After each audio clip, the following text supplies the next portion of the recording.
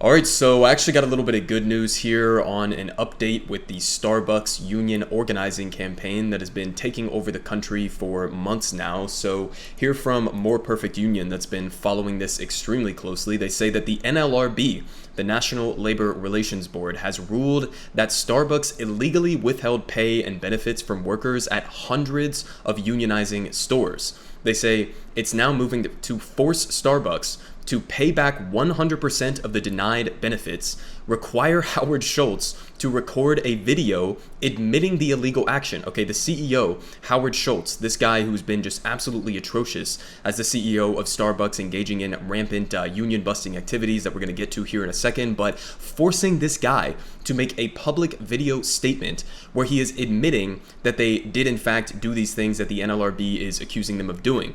They say that the NLRB is also requiring Starbucks to order all managers and supervisors to attend a labor law and workers' rights training. Absolutely amazing. And they say issue a letter of apology to all Starbucks employees for the hardship that it caused. And they have a statement here from the National Organization of Starbucks Workers, SB Workers United. They said Howard Schultz made the decision to deprive us of a raise in a time where the cost of living is skyrocketing. He claims to run a different kind of company, right? Starbucks pretends to be this like progressive organization, yet in reality, Howard Schultz is simply a billionaire bully who is doing everything he can to crush workers' rights, said Maggie Carter, a barista from Knoxville, Tennessee.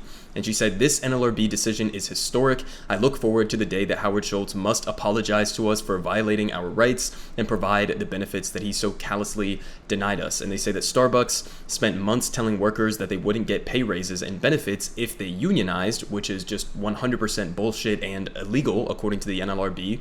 And they say that the goal was clear, scare them out of organizing, and SB Workers United waived the right to negotiate over the raise. Now the NLRB says Starbucks is obligated to pay up. So basically just some of the background here on what exactly they're talking about. So Starbucks, as they were just saying, basically came out with a statement where they were like, we're going to give a pay raise to non-unionized employees, right, just completely out of the blue, and basically said we are not going to offer that same exact pay raise to people who are attempting to organize or people who have already organized their unions, which is 100% a voluntary decision that they made, which they kind of tried to play off as like, oh, we're just trying to protect the right for them to collectively bargain and come up with their own contract, but it was 100% bullshit. So a little bit more information on the background of some of this. They say, eagerly anticipated for months, the move raised certain workers' wages by up to 10%, and the coffee giant had warned earlier that the benefits wouldn't apply at unionized cafes because changes to employment terms and conditions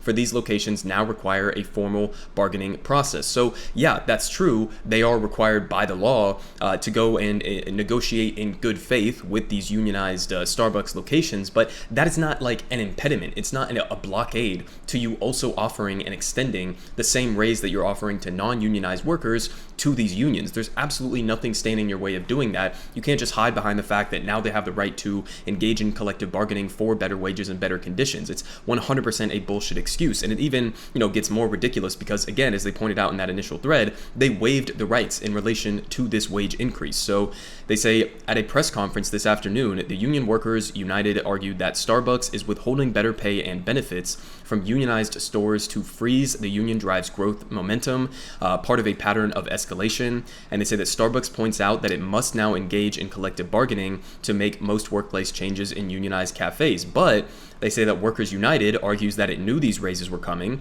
which is why on July 15th, President Lynn Fox sent the interim CEO Howard Schultz a letter reviewed by Fast Company that announced that the union was hereby waiving any objection we might have to Starbucks providing union-represented employees with any wage or benefit improvements provided to unrepresented employees. So again, they sent the letter directly to the CEO, Howard Schultz. They told him, we are not preventing you in any way, shape, or form within our collective bargaining rights. We're not preventing you at all to give this wage to the unionized employees as well as you're giving it to the ununionized employees. So listen, this was just like nakedly anti-union busting activity that was put on display here by Starbucks. It's nothing out of the ordinary. They've been engaging in union busting activities throughout this entire process. But even with that, we're going to get to some of the successes and where the national organizing campaign stands of right now. But a little bit more information on just one of the main tactics that they use once a store has officially been unionized or that they have applied to unionize. So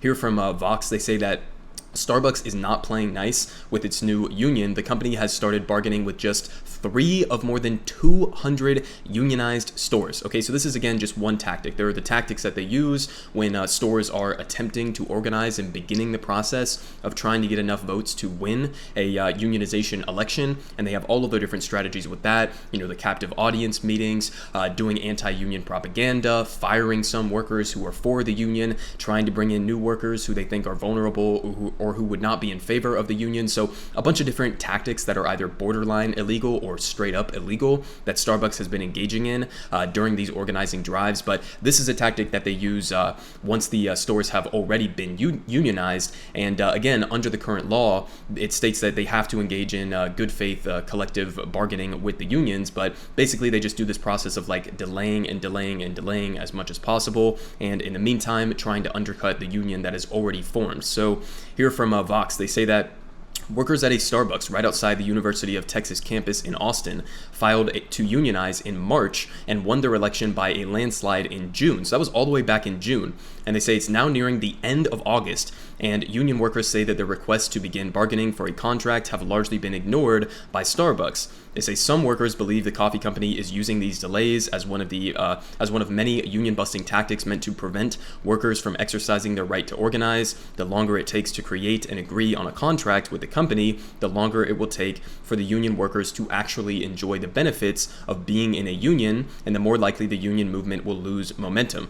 And they say the delays are especially acute at Starbucks. Since the Austin store filed to unionize, for example, about half of the workers there have left. And the turnover at that location is always high since many of its workers are young college students who typically graduate and find higher paying jobs.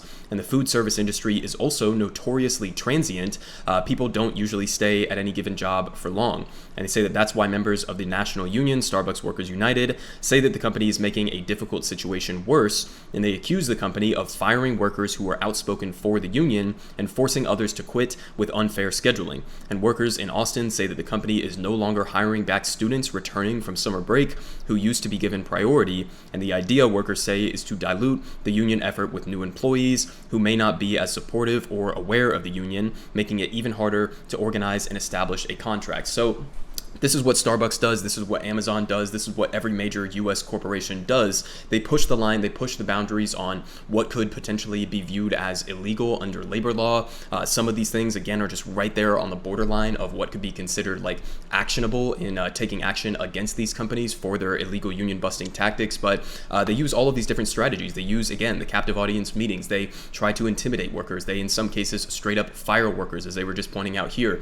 Once the union is actually formed, they try to delay as much as physically possible in order to, again, replace a lot of those workers with other more vulnerable people or people who don't necessarily know about the union.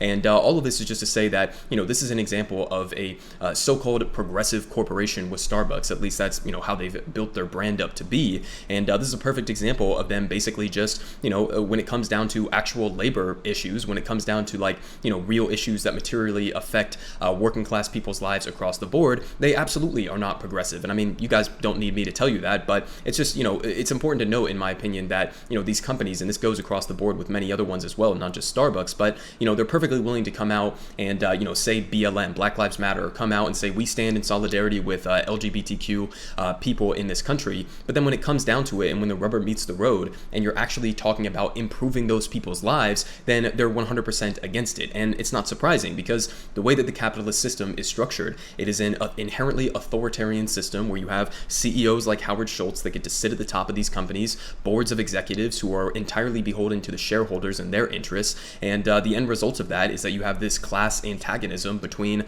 workers and between the business owners. The business owners don't want unions. Why? Because they know that statistically, unions are more likely to actually give workers better pay, better benefits, better working conditions, some degree of democratic accountability on the authoritarian structure of that corporation. So, of course, they're going to be coming out and doing everything that they can to prevent this union from forming. Because again, that's just a fundamental, reality of how the capitalist system works. You are never going to be able to, get the same types of benefits or wage increases as an individual at these corporations versus, engaging in collective action and organizing with your fellow workers in order to make demands instead of just asking for breadcrumbs. So again, not that surprising, but even with all of those union busting tactics that Starbucks has been deploying recently, they say here again from More Perfect Union that so far, 220 Starbucks stores in 33 states have won their union elections compared to just 46 stores that have lost their elections. So, listen, they've been taking dub after dub after dub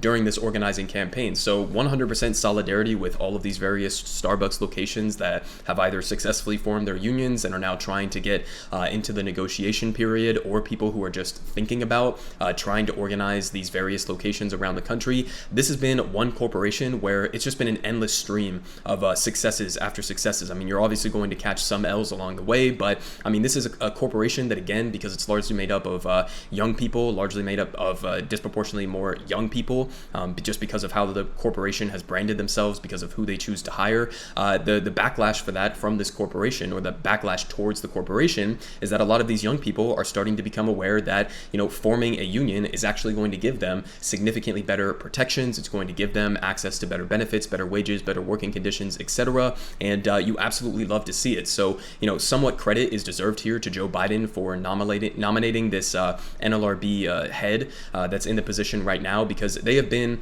at least relatively much more aggressively in favor and siding with the workers in many of these disputes that we've seen over the last couple of months. So, credit to Biden for, I guess that's, one of the best things he's done in terms of like labor and, protecting unions. We still need things like the PRO Act. Obviously, we still need to make up, significant ground on that issue. But just in a general sense, you can see the difference between having an NLRB, which is what we've had throughout all of modern American history, that is actively antagonistic towards workers, versus having an NLRB that is actively trying to aid workers in the unionizing process. So, again, credit to the NLRB and credit to all of these Starbucks workers who are continuing to demonstrate how important union organizing is, especially in a moment like this right now in the United States.